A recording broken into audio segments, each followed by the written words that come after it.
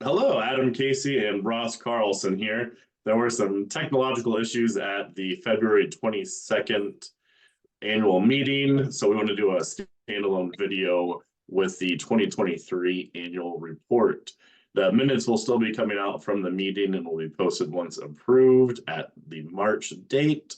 The annual election did take place prior to the meeting from 5 to 6 p.m. For District 5, the incumbent Les Wadzinski was re-elected to a 4-year term. And in District 3, Brett Huber ran unopposed and is also re-elected to a 4-year term. The board officers remained the same, with Michael Klitzing as chairman, Les Wadzinski as vice chair, and then Debbie Ladyman as our treasurer.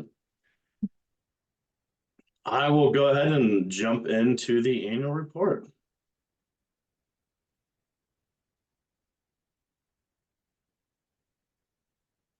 Can you see that on there, Ross? Yep. Perfect. So the 2023 annual report is a report on some of our major accomplishments throughout the year, different activities, and then some finances as well. There's also a written document that will be included in the minutes, and that was in the board packet for the February meeting.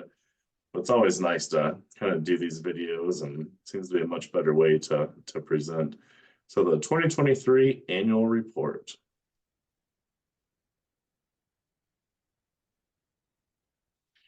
For the board of directors in 2023, we did have 2 positions that were filled. These are Mike Blackwell, who ran unopposed and was reelected to a 4-year term in District 7.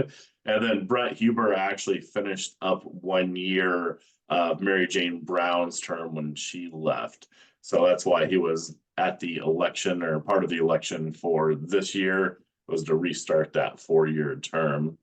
The board officers for 2023 were Michael Klitzing as chairman, Les Wadzinski vice chairman, and Deborah Ladyman as treasurer. And those will remain the same going into 2024. Yeah, I can take over from here. So Sure. just highlighting some of the Riddle Point and the gatehouse operations. 2023 was quite a successful year for Riddle Point. We opened the gatehouse in April 15th and ran that through November 12th, which is pretty typical for the gatehouse. The park itself opened Friday, May 13th and remained open till September 18th. So we were open almost 2 weeks before and after Memorial Day and Labor Day, and that was really just due to great weather and warm lake temperatures. So Friday the 13th on May, that was really the earliest we'd open in a number of years that I looked back, I think through 2019 or 2018. So our total park revenue for the year was $77,000. That's about 3,700 over the previous year of 2022. So it's nice to see that increasing. And then on the right of the screen, you can see I actually wanted to look at from 2018 until 2023. We were looking kind of interested in, as prices have changed, how many physical individual passes to the park have we sold each year. And so you can see the yellow line of 2020. That was the year of COVID. Public pools were closed. Many of the Monroe beaches were closed the whole summer. So we really saw a huge increase that year. But if you kind of take that year out, you can see from 2018, not only in revenue, but in real numbers of people coming out to the park, we have seen, a slow and steady increase. So we, hope to keep that going. We had a great crew this year, or this past year. So that really helped keeping everything, clean and presentable. And then our watercraft permits this past year were also up. The revenue was up $145,000 total was raised, and that was about $10,000 over the previous year. So yeah, really this past year, especially on the park side of things, everything was really, went quite well. You can see our Memorial Day in May was very busy. Labor Day last year was just beautiful weather. We had a huge weekend, both in the park and on the lake. 4th of July was, I don't know if you guys remember, kind of rainy and, really not what we would like to see, but it's good that overall we still kind of were on target there. So if you want to, so a little more details about the park last year. The shelter house was rented 19 times. We had 14 fishing tournaments out here. The Independence Day fireworks was on July 3rd. That was again a great success. We had a huge crowd out here. We charged a entrance fee of $25 per vehicle, and that generated $14,400 in admissions for that day, which was great. We continue to have a great crowd that day. Fireworks were, always enjoyed down here. Some other changes we did is we were able to buy a beach rake this past year that kind of we can drag behind the gator. And we try and do that every morning on the weekends and once or twice throughout the week. And that really helps to kind of clean up the goose waste issues on the beach, and also just really kind of makes a more presentable beach in the morning when people are arriving. Just trying to keep, that image, of a really nice inviting park going. So that's kind of really the high level of what happened at the park this past year. It was a good year, and we kind of hope to see the same continue this next year. I also want to give a shout out to Ross and our park staff crew. The 4th of July, if everybody remembers, was part of those, I think, 3 days without electricity. So it was very interesting kind of running that whole event without being able to get online or really answer a lot of phone calls, credit card machines, that kind of thing. So yeah, we were cash all only. that We was tried a to get triumph. some of the word out on Facebook and tell people to come to the ATM before. Of course, the ATM at Lakeside was also down during that time, so it was really kind of a tough situation overall. In 2023, we did have the conservation officers out here at the lake. We also had our in-house lake patrol, which is primarily Ross and myself out on Lake Patrol jet ski. We're really looking for the lake lemon passes and safety issues such as, running too close to shorelines, a lot of skiing and tubing without spotters, etc. And then the conservation officers are out here enforcing the state laws. So for the conservation officer activity, they were the water on all holiday weekends, and then 43 total tickets were issued, 25 voting violations, 15 fishing violations, 2 hunting violations, and 1 traffic warning. So they really do seem to be here on the water on kind of busy weekends and then during prime times for the fishing areas. And in 2024, we have been working with Angie Goldman, who is the chief out here, or lieutenant of the conservation officers in our area. And they will be placing a dock and keeping a conservation boat at the Equipment Cove by the office. We're really excited to actually have them out here full time and keeping a vessel on the water. That will allow them to really come more often and not having to take the time of trailering in and out every time. We had our biannual dam inspection in 2023. The dam is inspected every 2 years, and then the sluice gate, which is actually the pipe that runs under our dam, is inspected every 4 years with divers. DLZ and Deanna completed the dam in April of 2023, and we've actually been utilizing them for a long time for this, and we have a really good working relationship. The overall condition of the dam was satisfactory. I wish there was an exemplary term for that, but satisfactory is actually the highest level that you can get with the dam safety inspections. So we are only one of a handful high hazard dams in the state that has the satisfactory rating. Myself and Ross are out there, at least every month, a couple times a month, depending on conditions and weather, inspecting the dam, really looking for vegetation growth, any kind of holes, deterioration. And with our inspections, we always kind of get some maintenance requests. Primarily this year was a lot of vegetation maintenance. We were actually cutting along the toe and the edges of the dam to keep any brush from encroaching. Had to use a skid steer with that. And then this is actually a picture of Ross near our spillway, cutting back growth that has been going on along there. Then we sprayed for vegetation. One of the funnest maintenance issues was a wing wall in the Stilling Basin. That's the top picture on the right. And that's downstream of the actual earthen dam. So it really doesn't have anything to do with the integrity of the dam itself, but that's where the pipe dumps into the creek. There was some undercutting under the wing wall there. So without being able to really get big cement trucks or anything back down there, we had to truck in close to 80 bags of cement, and build some framing, and then actually do the cement work ourselves. We did contract out a little bit of help from our property maintenance crews, which would be Nate Anderson Excavating and Lawn Care, who does our dam mowing and park mowing. So that was quite a long day, but we were able to get that area all filled in and supported, to kind of prevent any further deterioration or undercutting of that wall.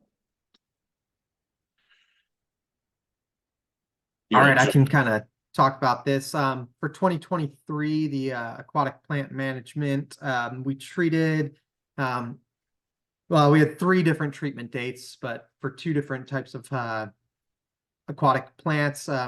We treated on April 27th, which was one of the earliest treatments we've done for Eurasian water milfoil. Again, April this past year was very dry, which helped promote more clarity in the water. It's also quite warm.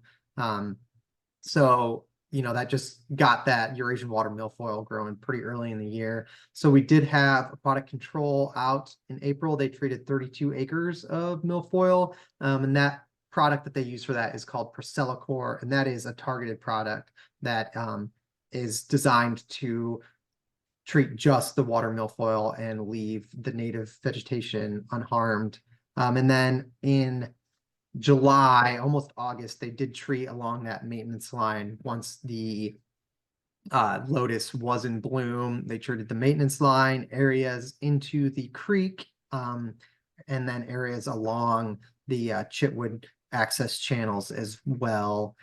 So we're constantly on that maintenance line, trying to keep that water lotus from encroaching further out into the lake. And hopefully, you know, in the next few years, as we dredge north along that maintenance line and bring that area from a shallower depth to, you know, a 5-foot depth, we'll see some actual decrease in the need for spraying along that line. Just that lotus really isn't going to want to grow in any areas that are deeper than 2 or 3 feet. So we're hoping that we see, you know, less issues along that line with encroachment of lotus. I know in this past year we had some areas in the far east bay where there were some shallow areas out in the kind of center of the bay where the lotus was growing. So those areas have all been dredged, and, you know, we're hoping not to see those issues moving forward. And I'll go ahead and throw in that the April 27th date for milfoil was one of the earliest dates that we've treated for milfoil. And if you can remember back to the springtime, there was almost no rain in April, which really, without having the rain and that sediment influx, the water stays pretty clear and allows light to penetrate through, which allows that vegetation growth. So having a very dry springtime really allowed that vegetation to kick off a lot earlier than it generally does. Hey. So 2023 was a very big year and kind of a banner year with starting to host events out at Riddle Point Park. One of the biggest things that we'll kind of talk about once we get to the capital campaign survey section is how we can increase revenue without solely relying on taxes. So one of the really overarching goals of these community and fundraising events is to increase revenue, bring in new park users, and not necessarily increase boat traffic. So this was the first annual Riddle Point Boogie, which was really a hit. We had a stage set up right on the point. of Riddle Point. We had a beer garden, food trucks, and about 275 tickets were sold. On that event, we raised over $6,200. It was so awesome to see just everybody out there boogieing on the point. And then we got really good reviews. And actually, a lot of people reached out and kind of recommended that we would do maybe a couple throughout the year and with different genres of music, etc., to try to bring in different people and capture that. So I think that was a very good proof of concept for that type of event. And we also hosted the second annual lemon drop. You want to talk about that, Ross? That's kind of Yeah, so this year we did the second annual. Last year we did the first ever, we call it the lemon drop polar plunge. So on January 15th of last year, we did our inaugural lemon drop.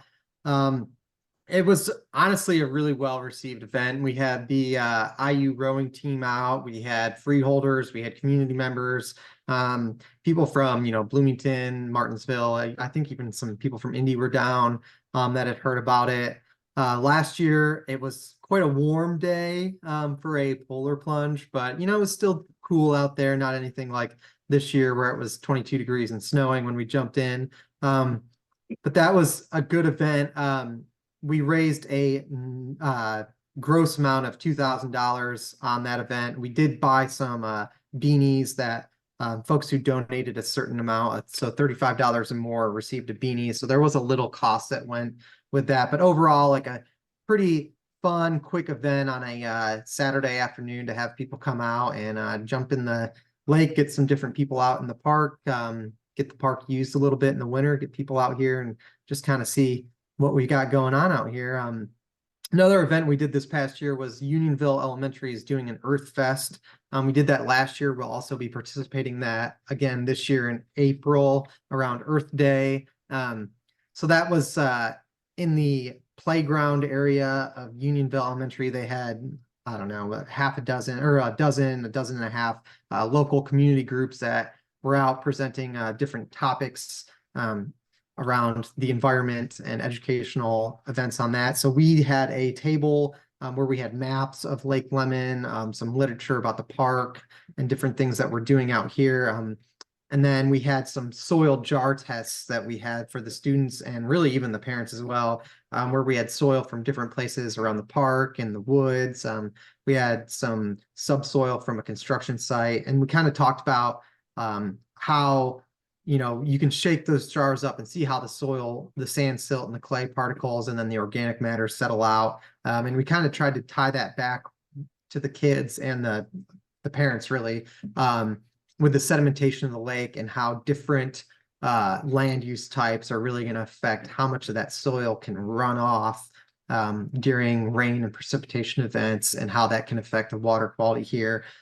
So really just trying to get kids aware that Lake Lemon is right in their backyard. A lot of these kids, they're in the watershed of Lake Lemon. So, things that they're doing at home on their land is really affecting our water quality here. So we're just trying to, make them aware of that and kind of do some education on that. It was a great event, and yeah, we're looking forward to doing that again this year. Next, we'll jump into the capital campaign and survey.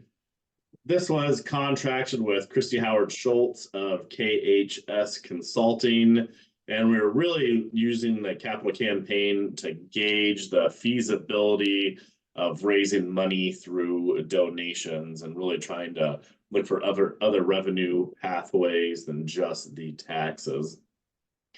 So we completed a survey of the freeholders and general public. This was done through the summer of 2023 to help kind of gauge sentiment and guide future decisions. We did have a very good turnout of freeholders and non-freeholders. Actually passed out business cards with QR codes to everybody that came past the gatehouse. So we got a lot of valuable information. This image on the right, it was really kind of one of the placards that we came up with when we were telling our story about what the Conservancy does, who our partners are, and really just kind of getting an image of what the donations and taxes go to. We have over 25,000 visitors each season to the park, approximately 1,600 acres of nature, 24 miles of shoreline, 45 bird species, 28 fish species, and then really just kind of maintaining our safe swimming areas with active boat control. When we initially did this, we talked about 18 acres reclaimed for safe recreation from dredging. We're actually closer to 40 acres now, and I will talk about that when we get into the dredging portion. We do 20+ water quality parameters that are monitored continuously throughout the year. And then this year, we actually really stepped up the blue-green algae testing as well.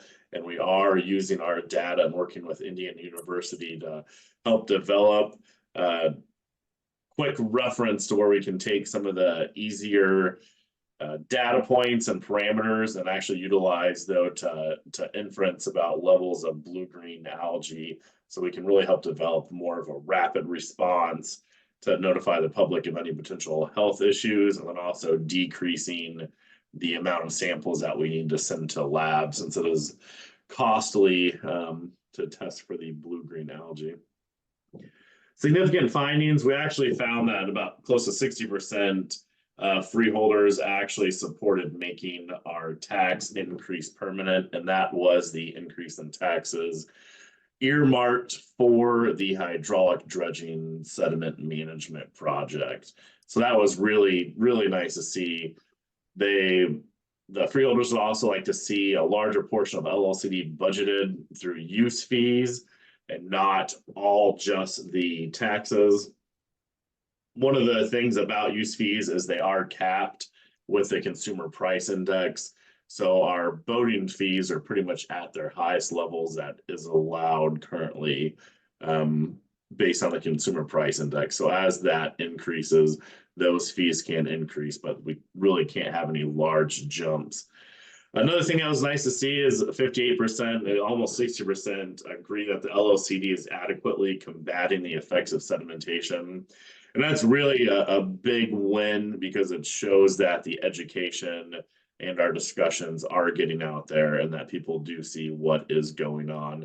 I think it's very eye-opening and impactful to see the hydraulic dredging equipment actually out there on the water in these huge areas getting reclaimed. For the lake limit enhancement funds, these are the funds that we keep with the Monroe County Community Foundation and Brown County Community Foundation. These are not held by the Conservancy, but they are funds for the benefit and enhancement of Lake Lemon. So these are the tax advantaged accounts and funds that people can, if they want to donate money, they can donate to these and have benefits on federal and state taxes. In Monroe County, we began 2023 with $93,000 and we ended it with $105,000. I do want to remind that in 2022, we did take $40,000 out of the Monroe County Community Foundation for the dredging project. We budgeted the use of that grant money and we were able to take that out. With Brown County, we began 2023 with a little over $30,000 and then ended it with $34,600. So both the funds are seeing some increases. Now, some of that this year is due to just the revenue and appreciation, because those are invested in accounts and not necessarily through all giving, but we have been seeing gifts still coming in. When we look at the 2022-2023 revenue comparison, that's pretty nice all across the board. We did utilize the special benefits tax to raise an additional $411,000 that was earmarked for dredging. This was the hydraulic assessment in both Monroe and Brown County. I do want to clarify that these general fund and hydraulic assessments, that is actually one tax. It's a special benefits tax. So when we go look at our budget for a year and look at the projects that's going on, we request a set dollar amount for that special benefits tax. And then the Department of Local Government and Finance bases the rates off the current total assessed value within the district to get us as close as possible to those funds that we need. The Monroe County tax settlement was close to $13,000 less than anticipated this year. We have heard from the county auditor that that is due to delinquent and unpaid taxes. So I believe we will receive that once those taxes are paid, and they may be given with the next tax settlement checks. The cumulative conservancy improvement tax that's here on the bottom, this is actually a set rate tax. I believe it's 0.033 per $100 of assessed value. This only increases with assessed values of property.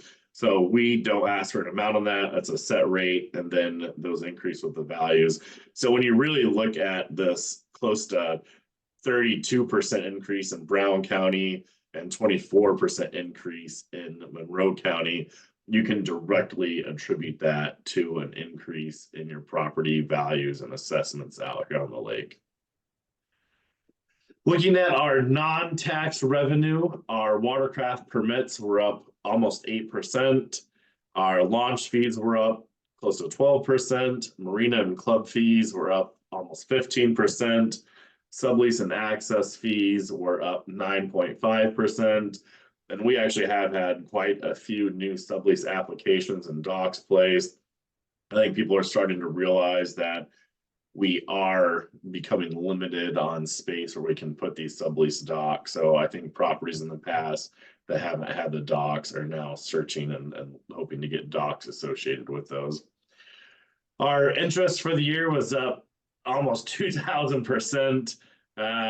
Actually, towards the end of last year, I believe it was November, our bank, People's State Bank, created a high yield sweep account that is over, I think it's 3.9% for an interest rate. So we actually keep the bulk of our cash on hand in the sweep account, just so we can actually make some revenue from interest in that cash that's sitting there.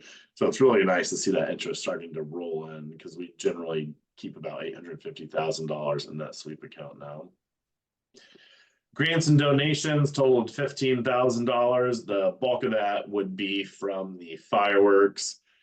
And I think a lot of that was from the non-freeholders day of at the park. The freeholder donations were down this year, which I think can probably be associated with the tax increase. So it definitely shows a good chunk of change though coming in from non-freeholders and just people utilizing the park for the special events. Community Foundation, I took this out when we look at our total change. This is a grant that we received in 2022, $40,000. We did not apply for that in 2023. Our fishing tournaments were down 6.1%. Really, with how many fishing tournaments that we have, it's generally 13 to 15 tournaments a year. So if you just lose 2 tournaments, it kind of shows up as a large amount. With park reservations, we were up almost 369%. The park reservations actually include the lake events as well in 2023. Moving forward, we are going to break those out. So a lot of this, we did have increased park reservations and special events, but some of this was actually attributed as well to the IU rowing regattas. We substantially increased the use fees on those. And then park admissions, as Ross had mentioned earlier, were up for the year. So the actual revenue on that was up just over 5%. When we look at the total non-tax revenue comparisons between 2022 and 2023, not including the Community Foundation, we were up 14.6%. So it's nice to see that revenue increase coming from usage. With the 2023 Lake Enhancement Program, this is primarily the non-dredging activity on the lake. So this is the kind of maintenance that we do with equipment, really the equipment operations. We did sell off our 2018 articulated off-road dump truck.